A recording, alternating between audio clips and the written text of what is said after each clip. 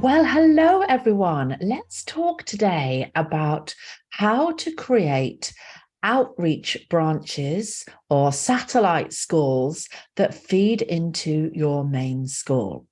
So what happens when you're starting to feel like you are ready to grow and expand? Maybe things are going particularly well for the dance school, or you have certain age groups where your classes are really busy and you're still getting inquiries. Like what I say to people is always build from your busiest class. And for most of us, that's right at the bottom. So if you have got some fairly healthy classes for your 2, 3, 4, 5-year-olds, rather than trying to spend your time and effort filling classes that are really tricky to fill, maybe your seniors or specialist classes, I would spend your time and effort creating more of the classes that are going really well. And sometimes this might mean actually starting some classes, not just in your current venue, but in a new venue, potentially in a new town, in a new city, in a new village. So what I would say to you is when you decide that it's time to do this, try to only give yourself a certain radius. So you could do a poll, you could do some research with your current parents, and you could say to them, knowing our classes and how valuable they are to your child, what is the maximum distance you would be prepared to travel if we were to move our class to another town?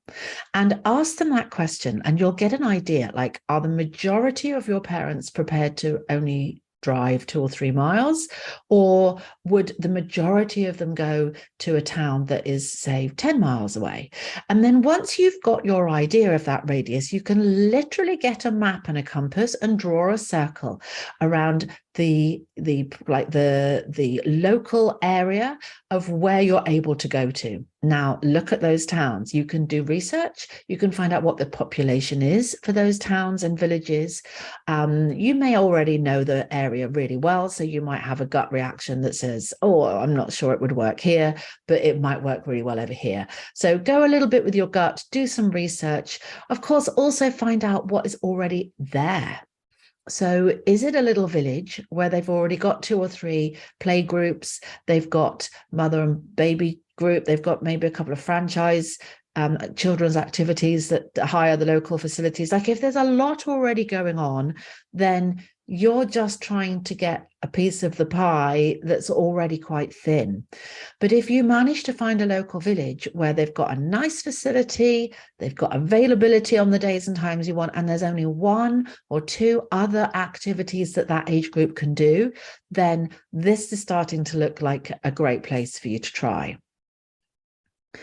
I would then start to try and find parents that currently are in your school that maybe live in these areas, because these are going to be your raving fans. So say, for example, you're going to start some classes, you're going to start a satellite class in a little village or a town that's, say, 4 or 5 miles away, and you've already got some parents that come to you from that town.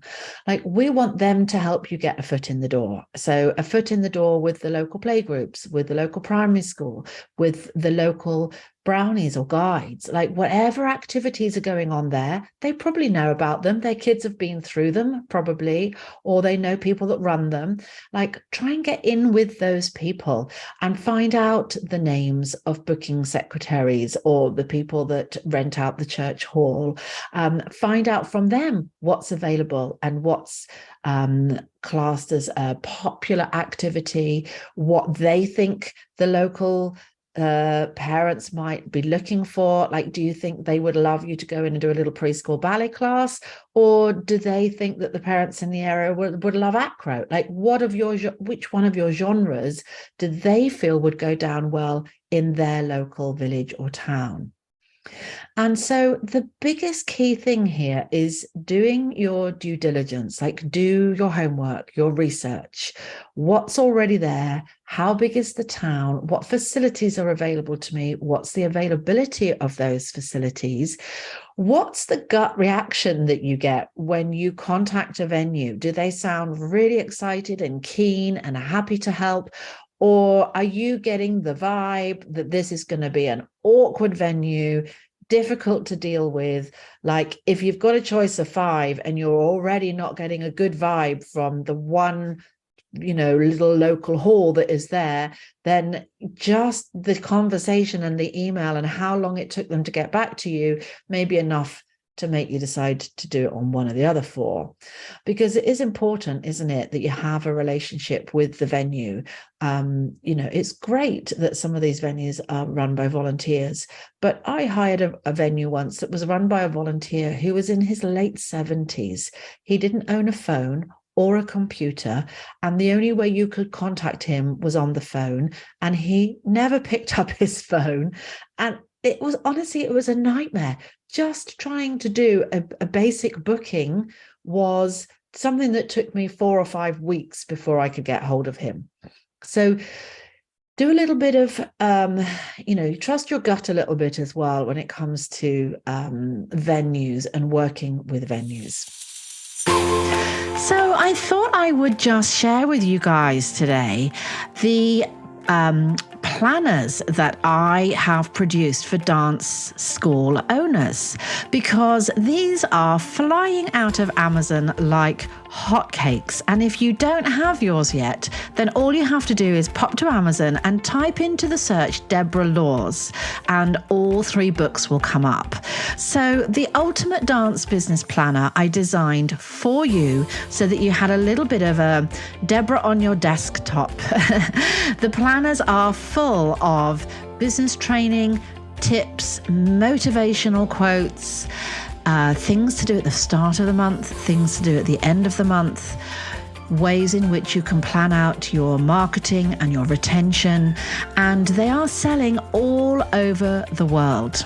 So go to Amazon, grab your #1 best-selling Ultimate Dance Business Planner, and enjoy mapping out the growth for your studio. Okay, so you've chosen your town, you've chosen your activity, you've found a venue that you're happy with. Now, those parents that we talked about that you might have that already live there, they're going to help you to get into all the local groups in order to help spread the word. If it's just a fairly small town or satellite, like a little village or a little rural hamlet, then you might consider doing a door drop, walking around one day and putting flyers through the doors. But really, you want to leverage the local town hall, the kids' activities that are already there, maybe collaborating with a children's activity that's already there. So maybe there's a swim group that takes place in the leisure centre. You could contact the leader or the owner of that business and see if you can piggyback off of each other. You do something for them, you tell your families about the swimming classes, and in return, they allow you to send flyers out or give flyers to them to hand out to their kids. Like collaborations with other small businesses is a really great way of getting into a new town and a new village. And then we want to really create some awareness, some visibility. So I would think about doing something like an open day or an open morning where people can come along and they can meet you and meet your teachers. If it's not you teaching, they can try out the class or classes if you've got several on offer. I always think it's a good idea to just start with one class in a new area, like start at the very bottom with the youngest age group, and maybe make this a combo class. So rather than just offering ballet or just offering street dance or just offering lyrical or whatever it is that you're going to do, think about offering a class where they get to try a little bit of everything. Because the best idea is to get them in at 2 or 3. Maybe they do a little class where they do 20 minutes of ballet, 20 minutes tap, 20 minutes modern, and they do an hour. Then maybe you're able to do a second class, which is that kind of just before they start school age group. So they would go up to the next level, still a combo class. And then what happens is, rather than keep building out that school and ending up with multiple schools, what you can do then is filter them into your main school. Because we all know that it's relatively easy getting little ones in. It's not so easy getting them in when they get to grade 2 or grade 3 or when they're that's a slightly older age. So we want lots of classes going on at the base of our school. Maybe you have 5 satellite towns and villages where you do ages up to school age. And then from there, they filter into your main school when they get to 5 or 6. Now, that's really going to start building your numbers in your middle school. And when they've been with you for 2 or 3 years in these first 2 levels in their little local satellite school, they should have potentially built quite a relationship with you and your teachers. Maybe they've been in a little show, maybe they've taken part in a little demonstration, or they've been to the main school to do a Christmas party, because you can invite them to all your main events. Hopefully you've really built a nice, strong bond with the children and the families. So when they start school and they say, oh, she's starting school, we can't do a Thursday morning at 11 o'clock anymore, you say, that's fine, because now what's going to happen is you're going to come to our main school. You're going to come to our older classes, and potentially you've now got the option to split. So now you can do more than just the one class. We can get a ballet, a modern, and a tap class for them. So you have this opportunity to now upsell more classes now that you've got them into the main school. So imagine you've got your school and you've got all your classes from little ones right up to seniors, maybe adults. You've got a whole customer journey that they can do in your main school.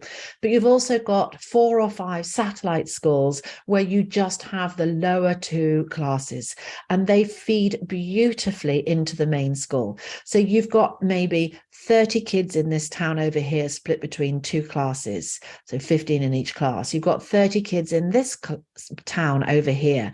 You've got another 30 in this town over here, and another 30 in this town over here. So you've potentially got like 120 kids in your satellite schools.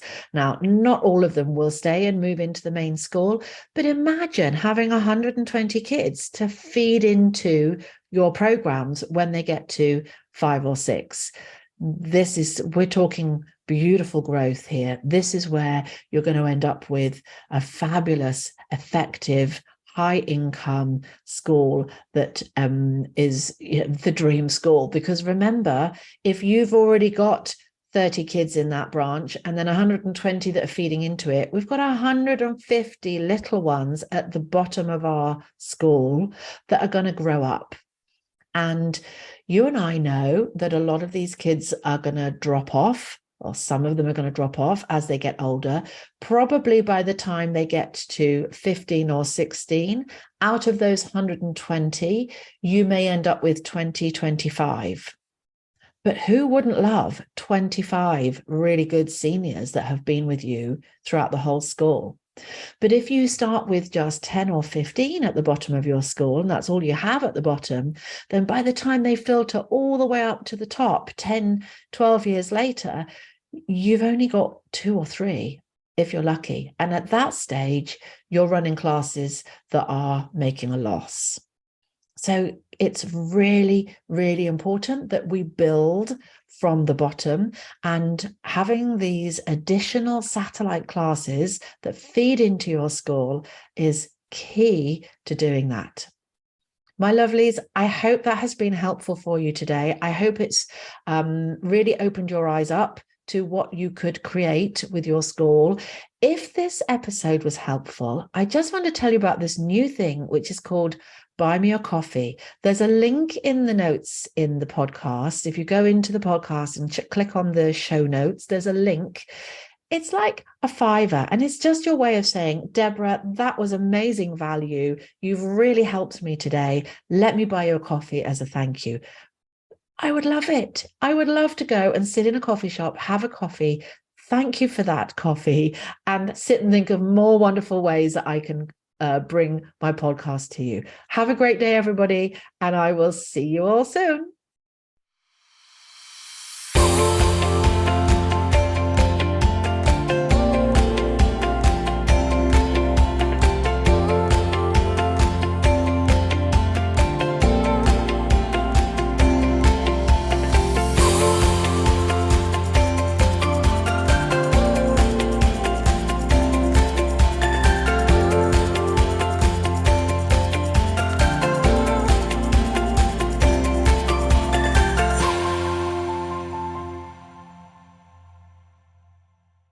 Are you looking to get precious time back in your life so you can make more time doing the things you love? DanceBiz is a class management and booking software from the lovely folk at Think Smart that will automate and streamline all your dance school admin. It's the perfect tool for all those tasks that just seem to take so long and will help you to work smarter, not harder. Message me today, folks, and I can give you a code so you can get 2 months free.